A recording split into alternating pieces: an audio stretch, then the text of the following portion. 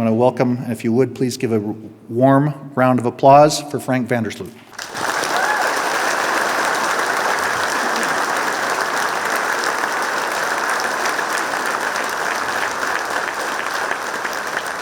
Good evening, and wow, I'm really grateful, impressed that this room is full tonight, and the hallway's full also, and folks in the cafeteria. And then I just want to thank everybody for coming and showing that we have an interest in what's happening in our community, and that we back the farmers in this area. They need our support.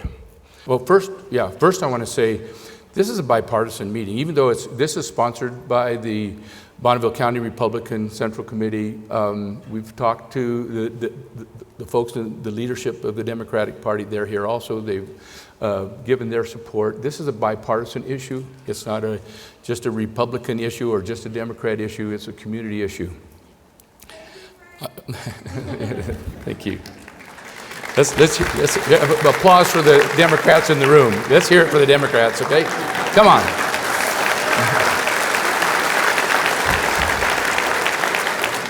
I've got a lot to talk about. I'll go fast because we're short on time. But I'll start off by saying I'm not an expert in water law. I'm not an attorney in water law. I'm not an attorney of any kind. I'm not a hydrologist, but I've spoken to a lot of attorneys and several hydrologists over the last 6 weeks, ever since the governor's Department of Water Resources gave the order to shut down 695,000 acres of our farm ground. That was a wake-up call, I think, to the entire community. I have spent a great deal, I've been in over 70 meetings with experts, attorneys, and discussions and some seminars to try to get myself up to speed. I've spent a couple hundred hours in the last couple of weeks, or last 6 weeks, to try to get myself up to speed and to try to put things into perspective in my own mind, and to try to be able to kind of get my mind about what in the heck is going on here. The more I learn, the more interesting it gets, and the more alarmed I become. I will say, in starting off here, there are no villains here. We're in a mess, and we can sit here and point fingers and blame people for mistakes of judgments that they made or their intentions or all that. I think that is harmful to do. It doesn't get us to where we want to go, and we ought to give everybody a clean slate. Beginning tonight, we ought to give them a clean slate and say, let's look forward. We're looking for heroes. We're not looking for villains. Villains do us no good. We're looking for heroes. Heroes is going to take more than one, I'm guessing, to solve this problem. And there's plenty of room, and we'll see who steps up. Maybe, I'm sure there'll be some accountability later on for the result that we get or that we don't get. The idea is, let's save our farms, and let's save the economy in this part of the state. It's important to us. It's important to every single family. As you know, on May 30th, just 6 weeks ago, the Governor's Department of Water Resources sent out an order and ordered that 695,000 acres of our farm ground be shut off, that the wells be shut off. And then a couple weeks after that, they started tagging wells, red tagging wells. And they had an army of people, dozens of people already trained, ready to go, instructed on where to go. They trespassed on farmers' land. They came up to their wells. They put these red tags on them and told them that if you turn this well back on, it will be against the law. There will be huge fines and potential criminal charges if you turn that well on. And that order, that call was given for 695,000 acres. To put that in perspective, there are only approximately 800,000 acres of groundwater in this entire valley. So they're going to close down, an order to close down 80% of our groundwater wells, which is the major part of our economy. And they did this after the crops were planted. And the farmers couldn't afford to obey. Unfortunately, they didn't. They had some didn't. Some closed their farms. Some shut off the wells, even for whatever it was, the better part of a week. their crops were damaged. We don't know who and how many. But we know that issue was ordered and these wells were tagged with an order to shut down 695,000 acres. Now, one could ask the question, how in the world did we get here? And that's the question I started asking. And here's what I learned. It all goes back to 2015 when an agreement was made. The story was, well, they're in violation of the agreement. What agreement? A 2015 agreement. They made an agreement where they were asked to come together, the folks in who? The Idaho groundwater appropriators, the groundwater, that's the folks in this area, with the Surface Water Coalition in Twin Falls, those farmers. So our farmers up here have wells. They pump out of the ground. We have canals too, of course, but this only, for the most part, affected those with wells, which is a lot of folks. And this agreement was made between these two groups of farmers in 2015. I've made the comment that those agreements were made behind closed doors. That's been pointed out to me. Well, the doors weren't closed. People could come. It's just that nobody knew. Nobody knew. In fact, I'll ask you. The farmers in this room probably did know, but except for the farmers in this room, how many of you knew back in 2015 that agreement was going on? Raise your hand. Okay. I see about 7 hands. Our community leaders didn't know. The press didn't know. Industry leaders didn't know. It was done, though. They made an agreement. And they were negotiating not only for their future, but for our future as well. And we didn't know. This time we know. In that agreement, the farmers were told that if they signed this, our farmers were told, if they signed this, they would be given safe harbor, that they would not have to close down their farms in the future. This agreement would give them safe harbor for what just happened. Now, the problem was that it's in the agreement, in the preamble, in the whereases, in that part. The courts haven't supported that because it had to be down in the body of the agreement if they were going to agree to it. It wasn't down there. It was up here. So they didn't get safe harbor. What they were really signing was their death sentence. And they only found that out this year. And the reason they only found it out this year because the rules have been changed. There are the experts who say the 2015 agreement would have worked, except that the Department of Water Resources, 6 years later, changed the rules. And the rules that they changed, one of the rules that they changed was they took away averaging in 2021. So this agreement went into effect in 2015, ratified in 2016, and now it's been in effect for 6 years by 2021. And the Department of Water Resources decides, the department head, we're going to change the rules.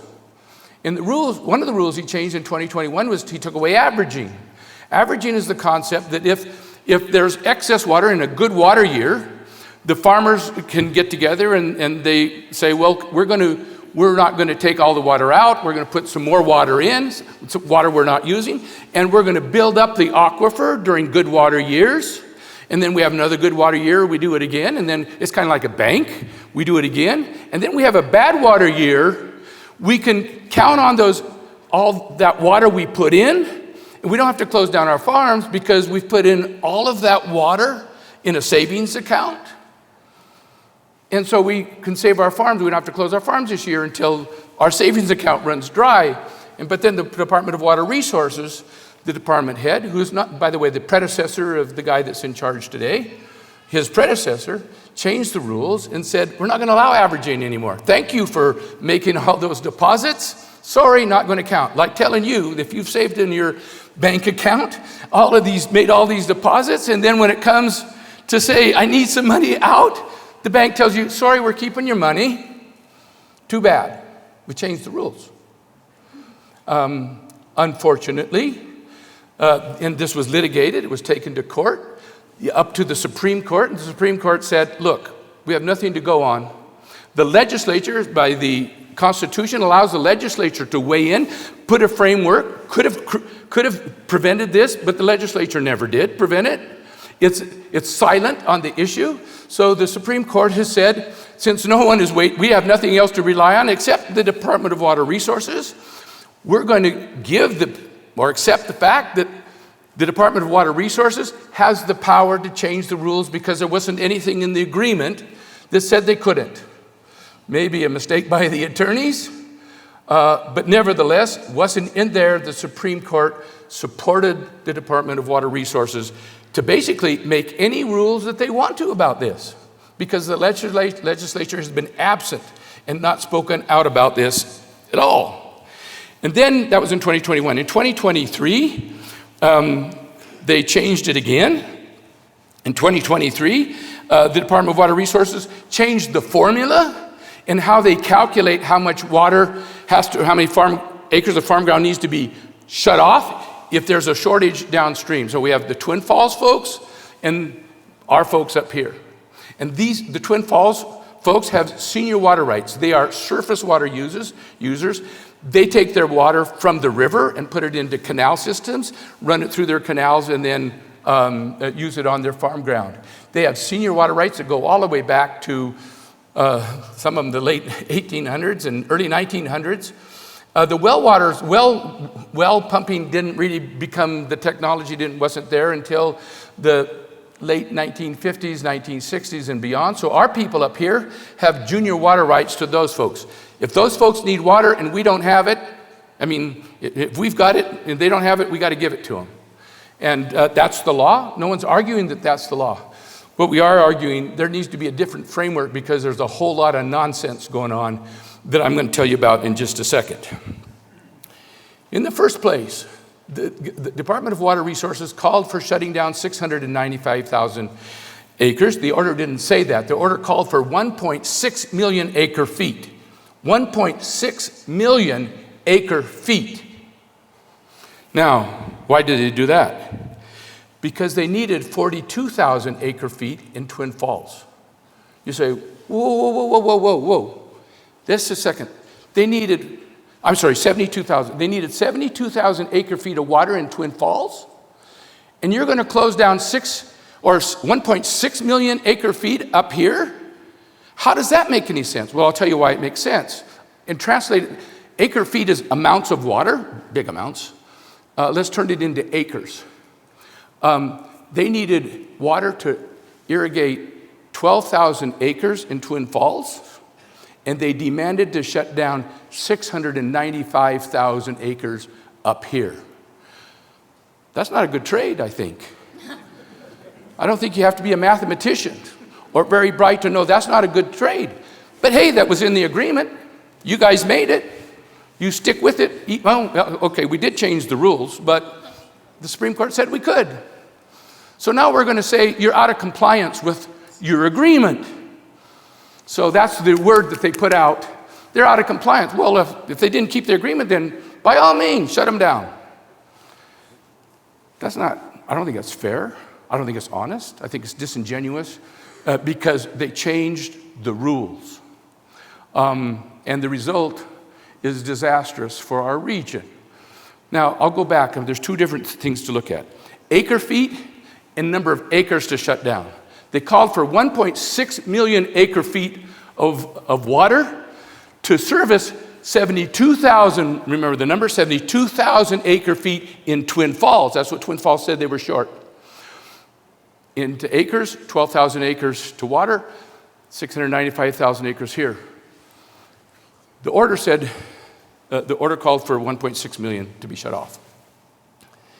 And then you asked, why is that? Why do we have to shut off that much up here? It's because the aquifer is not efficient in how it distributes water. They don't know. They have these fancy formulas. Nobody knows. It's kind of like global warming. Nobody knows if it's right. There's calculations, and that's their best guess. There's a lot of science that goes into it. I don't claim to be an expert, but they said that's what you need to do. They need 72,000 down here. This was a forecast that was done. The order came out on May 30th, and so that's what happened. Now, why? Because aquifer is not efficient. The aquifer is, they tell me, has as much water as Lake Erie in it. We can't see where it goes. It goes different places, and it goes everywhere. So if we put water in here or don't use it, we put water in, it flows downstream in the aquifer, and eventually makes its way back into the Snake River. So they have these basalt barriers that come in, then it funnels the water into, it all goes downstream.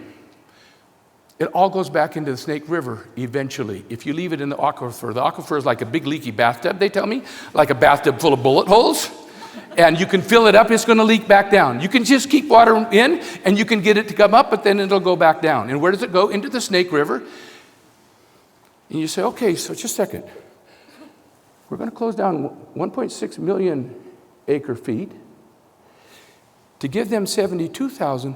What happened to the other 1.5 million acre feet? Where does that go? Well, it goes all over the place, except eventually it goes back into the Snake River, down to Idaho Power, and then to Oregon, and then to Washington. Nobody gets to use it. It goes downstream. So the order, one has to ask, why does that make any sense? Why are we doing that? Well, you said so in the agreement, but they were brought to the agreement with the enticement that this would give them safe harbor if they signed it. And now, you have to ask, why aren't the politicians weighing in? I hope that they will. And my hope is that your presence here will be a message to all the politicians, no matter where they are in the state, that we care. And this time we're aware that there's negotiations going on. Because what the governor did, after he issued the order, or his department issued the order, and left it out for a week, he backed off and said, okay, we won't shut them down. Clearly the community was aware then. And whatever happened, the governor changed his mind and said, we won't close them down then. And we'll wait. Come back to the table, negotiate a new deal. Really? That's how we got here in the first place. The same people are at the table.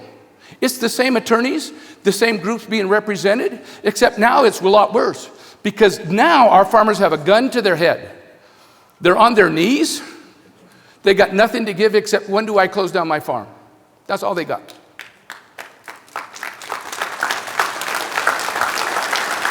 And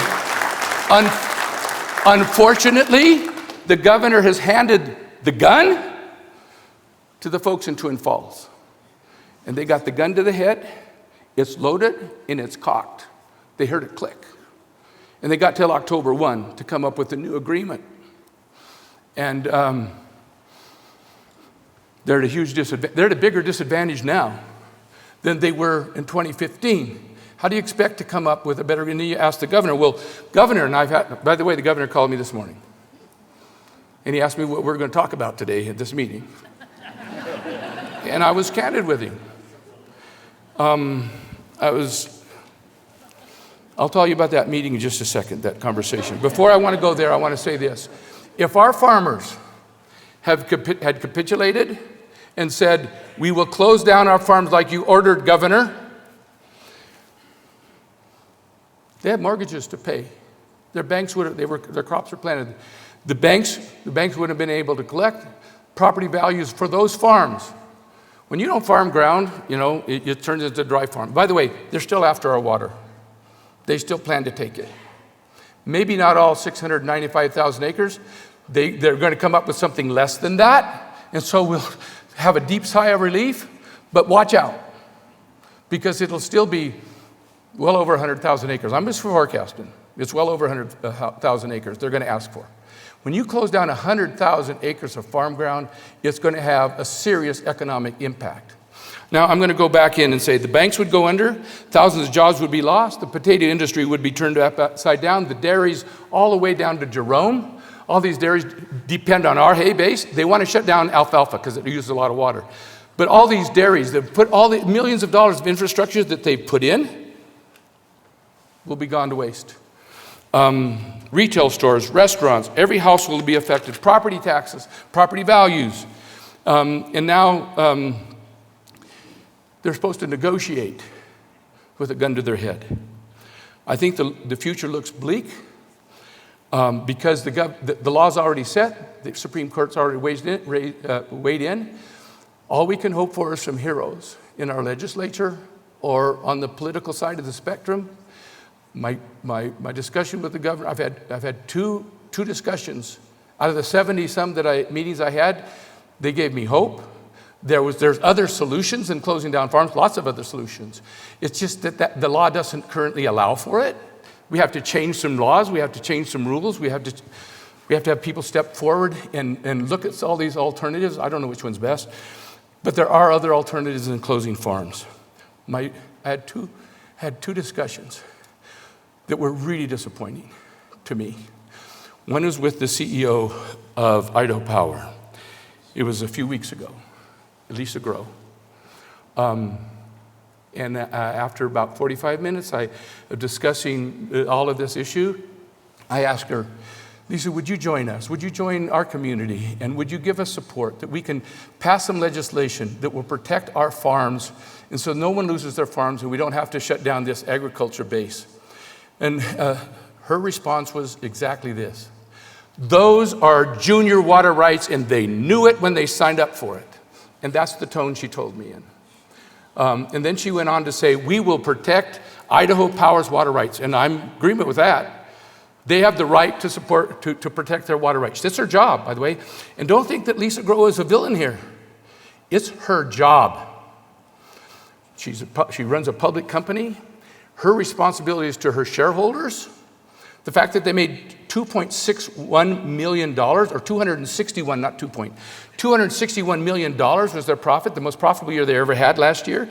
In this water that they're hoping to get now has nothing to do with their water rights. They have water rights. They have water rights of 3,900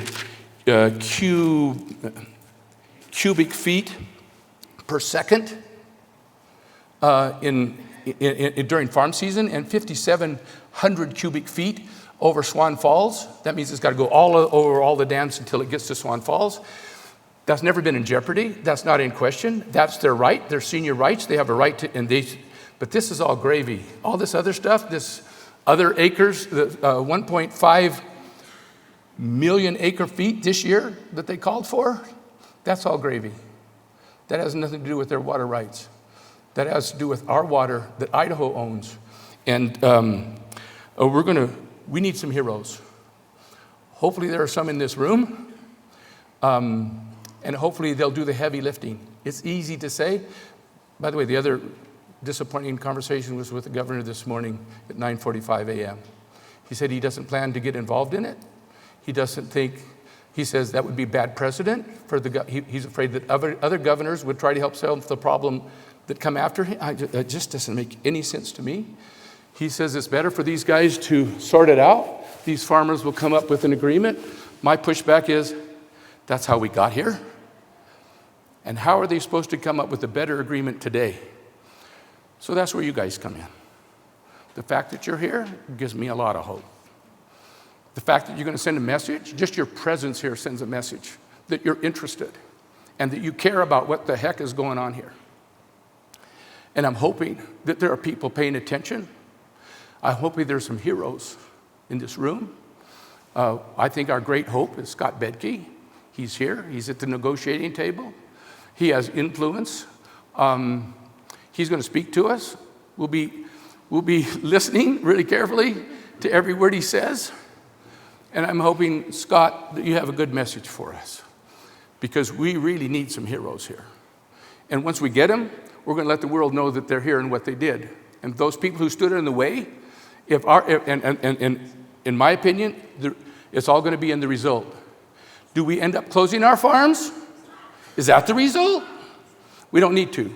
All these people, many of these people, the hydrologists, there's other solutions. We send a lot of water during, when we dump it out of the reservoirs. We empty the reservoirs for flood control when the runoff is coming. That water all runs down, yes, over the dams, creates electricity. They don't have to pay anything for it. And then runs down ultimately to the ocean. Nobody uses it in the wintertime. We could capture that, I'm told. We can put it back into the reservoir, I'm told. It'll take some infrastructure, I'm told. It'll take some investment, but that's one solution. There's other solutions, like if the Twin Falls people run out of water, and they say, like in this case, oh, by the way, I just got to remember with this one piece that just happened 2 hours ago. They say, when the worst of times, once every 6 to 8 years during really heavy drought, those farmers actually end up being in some jeopardy of not growing their fourth and fifth crop of hay. And we could give them wells so that in that 2 weeks, they could use that well we'll dig them a dang well. And we'll give them water rights to use it. And for that 2 weeks, they can pump out of the ground like our farmers, and they won't lose a single crop. But those are some solutions. That's a couple that I've heard that kind of make sense to me. I don't know what the solution is. We need good minds, good people who care and aren't going to just close their arms and say, you guys, you farmers figure it out, with one party with a gun to their head and the other one holding the gun. I don't think that's going to work very well. We'll see. Thank you for being here. There's lots more to talk about. I've used up all of my time. I got more stuff I'd love to say, but okay, 2 hours ago, I talked to the governor this morning at 9:45. I talked to the Department of Resources yesterday at 4:45 p.m. for an hour and a half. Today, 2 hours before we meet, there's an order that comes out from the Department of Water Resources that says, guess what? We have a new forecast. This formula that we were using, we're still using it, but instead of needing 72,000 acre feet of water in Twin Falls, guess what? Today, 2 hours ago, they decided they only need 6,800 acres. 6,800 acre feet. So 1,000 acres. They were off by a multitude of 10 times, but they issued an order to shut down our wells on that kind of a formula. They demanded that these wells be closed off and offered penalties and severe fines. 2 hours ago, they know we're meeting. Kind of interesting timing. They know this community is coming together. I think you're having an impact. I think it's bizarre that their formula was off. Instead of 72,000 acres, they only need now less than 7,000. But they still shut down our wells. And we got to be paying attention. They plan to take our water. They absolutely, we'll hear more. So, Bruce, thank you.